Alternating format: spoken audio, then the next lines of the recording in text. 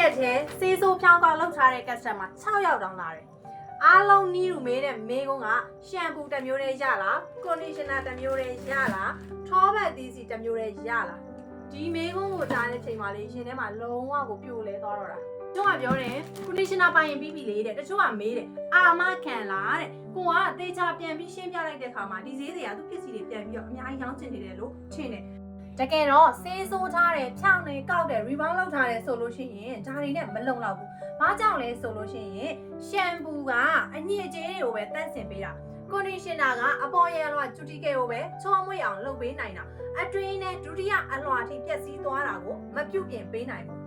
ရှင်တို့ရှမ်ပူတစ်မျိုးပဲသုံးပြီးတော့နောက်ထပ်3 4 5 6လကြာတဲ့အခါမှာသပင်တွေကအရင်ကကျွတ်မယ်အဖျားကပြတ်ကြမယ်ဖွာတယ်ခြောက်တယ်ဒီလိုတွေဖြစ်လာပြီဆိုမှအမအရင်ကဘာလို့ရှမ်ပူတစ်မျိုးတည်းသုံးလို့မရဘူးအဆင်မပြေဘူးလို့မပြောခဲ့တာလဲဆိုတဲ့မေးခွန်းမျိုးမေးလာခဲ့ရင်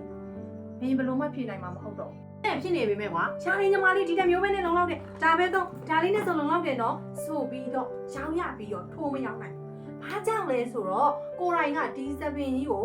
ဖြောင်းတာကျွေကြပျက်စီးမှုတဲ့အခါရောက်တော့ဘယ်လိုထိမ့်သိမ်းစောင့်ရှောက်ခဲ့ရတယ်ဆိုတာကိုရိုင်းကအသိဆုံးဒီလိုနားလဲပြီးတော့ခံစားမှုတဲ့အတွက်ကြောင့်မို့လို့ကိုပြောတဲ့စကားကိုမယုံချင်နေမဝယ်လဲရတယ်အမှန်တိုင်းမပြောဘဲနဲ့မရောင်းနိုင်ရှင်တို့သပင်တွေပြန်ကောင်းလာတဲ့အခါ